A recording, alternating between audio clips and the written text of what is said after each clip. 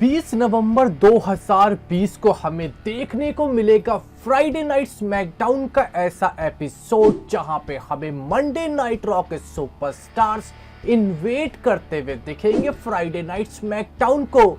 इसके अलावा दोस्तों बात करेंगे कि एलेक्सा ब्लिस ने रिवील करा कि वो आखिर अपनी एंगेजमेंट के बाद शादी कब करना चाहती हैं और बच्चे भी कब करेंगी। बेकी लिंच हमें एक जिम में वर्कआउट करती हुई दिखी। अंडरटेकर ने रिवील करा कि वो WWE में एक और मैच खेलना चाहते हैं और इस सर्वाइवर सीरीज 2020 पे भी मैच देखने को मिल सकता है।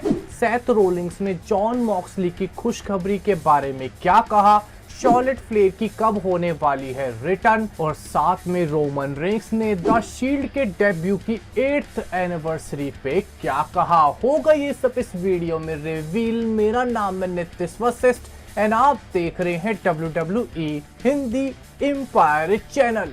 सबसे पहले दोस्तों बात करते हैं सबसे ज्यादा खास रेसलर के बारे में जिसका नाम है द अंडरटेकर।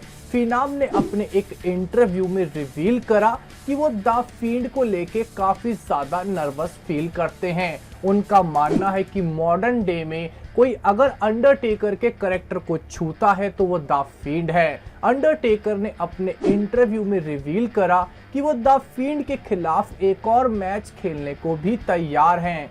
सर्वाइवर सीरीज 2020 पे क्या अंडरटेकर एक और मैच खेल सकते हैं? अंडरटेकर ने दोस्तों एक बेहद ही ट्विस्टेड जवाब दिया कि अभी से लेके सर्वाइवर सीरीज पे क्या हो सकता है मैं ये नहीं कह सकता, पर हमें सर्वाइवर सीरीज 2020 पे अंडरटेकर कुछ ना कुछ करते हुए दिख सकते हैं। सबको याद होगा कि रेसलमेनिया पे कैसे अंडरटेकर ने इम्प्रॉम्प्टू मैच खेला था जॉन सीना के खिलाफ। ऐसा ही कोई मैच हमें अंडरटेकर वर्सेस फील्ड के बीच में ना देखने को मिल जाए जहां पे अंडरटेकर को फेयरवेल द फील्ड के हाथों से मिलती हुई दिख सकती है। इसके अलावा दोस्तों शॉर्लेट फ्लेयर ने टीज करा कि वो बहुत ही जल्दी अपनी WWE में रिटर्न कर सकती हैं। शॉर्लेट फ्लेयर सिर्फ अपनी रिटर्न को ही टीज नहीं कर रही थी, उन्होंने रोंडा राउसी के बारे में भी एक बड़ी कमेंट मार दी, या बोलिए रोंडा राउसी की बेइज्जती कर दी। WWE ने अपने नेटवर्क पे रोंडा राउसी और शॉर्लेट फ्लेयर के सर्वाइवर सीरीज के ब्रॉल की एक वीडियो डाली थी जहां पे रोंडा राउसी के बारे में शॉर्लेट फ्लेयर ने कुछ ऐसा कहा। इसी पल रोंडा राउसी ने डिसाइड कर लिया था कि वो प्रो रेसलिंग को छोड़ के भाग जाएंगी। दोस्तों शॉर्लेट फ्लेयर और रोंडा राउसी की दुश्मनी बेहद पुरानी है और शॉर्लेट फ्लेयर का इस तरीके से रोंडा राउसी पे ताना मारना ये साबित करता है कि रोंडा राउसी वर्सेस शॉर्लेट फ्लेयर का फ्यूड अभी भी खत्म नहीं हुआ है।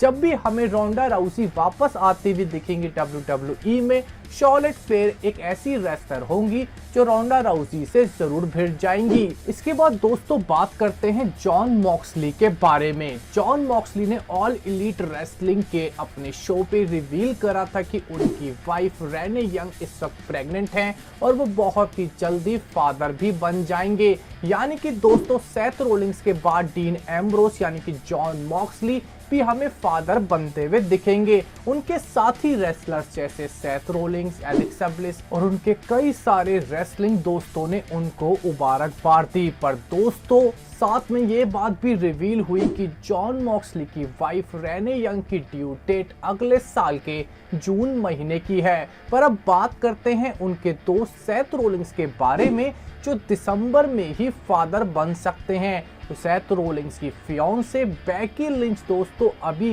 भी जिम में वर्कआउट करती हुई नजर आ रही हैं, जिनको एक टफ मॉम का टैग भी दे दिया गया है। इसके अलावा दोस्तों एलेक्सा ब्लिस ने भी रिवील करा, जिन्होंने रिसेंटली एंगेजमेंट करी है। उन्होंने कहा कि जब उनका WWE का कॉन्ट्रैक्ट खत्म हो जाएगा तब वो अपने फियांसे के साथ बच्चे करना चाहती हैं। एलेक्सा ब्लिस ने रिवील करा कि उनका कॉन्ट्रैक्ट 3.5 साल में खत्म हो जाएगा, तब वो अपने फियांसे के साथ बातचीत करके अपनी फैमिली को आगे बढ़ाना चाहती हैं। साथ में उन्होंने कहा कि वो ऐसी इंसान नहीं बनना चाहती जिनका पहला बेबी यानी कि पहला बच्चा 45 साल की उम्र में पैदा हो रहा हो, यानी कि एलेक्सा ब्लिस के भी अब फ्यूचर प्लान्स दोस्तों बहुत जल्दी मां बनने के हैं। इसके अलावा दोस्तों रोमन रेंस ने भी रिएक्ट करा द शील्ड के 8 साल पूरे होने पे।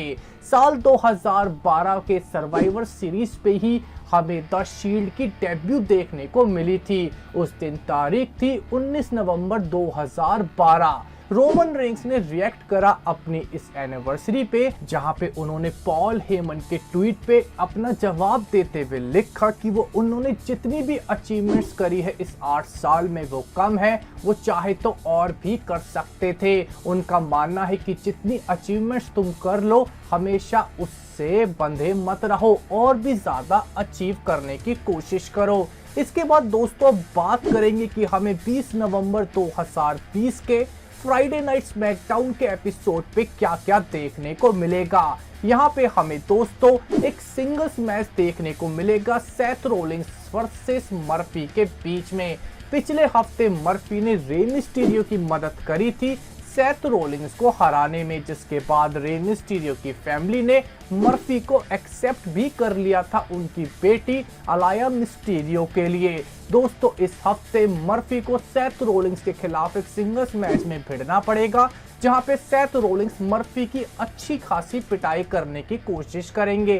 पर इस हफ्ते दोस्तों पूरे चांसेस हैं कि रे मिस्टीरियो की फैमिली मर्फी को सेथ रोलिंस से पिटने से बचाएगी। इसके अलावा दोस्तों हमें Sami Zion versus Apollo crew का रीमैच देखने को मिल सकता है इंटरकॉन्टिनेंटल चैंपियनशिप के लिए। इसके अलावा वुमेन्स डिवीजन में भी हमें एक टैग टीम मैच देखने को मिल सकता है Sasha Banks and Bianca Belair versus Bayley and Carmella.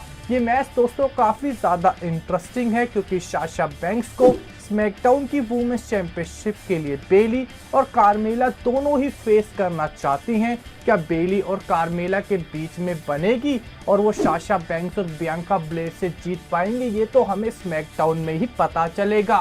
पिछले हफ्ते के फ्राइडे नाइट स्मैकडाउन के एपिसोड पे ओटिस हमें डॉल्फ जिगलर के खिलाफ एक सिंगल्स मैच में भिड़ते हुए दिखे थे, जहां पे ओटिस ने डॉल्फ जिगलर को हरा दिया था।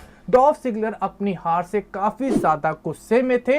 इस हफ्ते हमें ओटिस वर्सेस रॉबर्ट रूड का भी एक सिंगल्स मैच देखने को मिल सकता है, जहां पे हमें ओटिस फिर से रॉबर्ट रूड को हराते हुए और एक बड़ी जीत हासिल करते हुए दिख सकते हैं। इसके अलावा दोस्तों हमें फ्राइडे नाइट स्मैकडाउन पे सर्वाइवर सीरीज 2020 से पहले मंडे नाइट रॉ के सुपरस्टार्स इन्वेट करते हुए दिखेंगे फ्राइडे नाइट स्मैकडाउन में, जहां पे सबसे आगे होंगे WWE के champion Drew McIntyre. Drew McIntyre इस हफ्ते की फ्राइडे नाइट स्मैकडाउन पे जरूर आएंगे, जहां पे वो यूनिवर्सल चैंपियन रोमन रेंस पे अटैक भी करेंगे।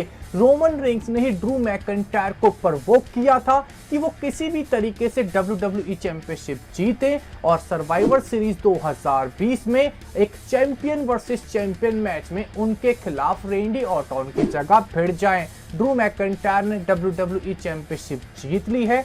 इस हफ्ते ड्रू मैकिंटायर और रोमन रेंस हमें एक ब्रॉल में दिख सकते हैं, जहां पे जे ऊसो भी एक बड़ी भूमिका अदा कर सकते हैं। ड्रू मैकिंटायर पिटाई करने तो रोमन रेंस की आएंगे, पर आखिरी में हो सकता है कि रोमन रेंस की जगह वो जे ऊसो की पिटाई करके वहां से निकल ले, या हमें एक टैग टीम मैच भी देखने को मिल सकता है Roman Reigns and Jey Uso versus Drew McIntyre and Kevin Owens या डैनियल ब्रायन के तौर पे।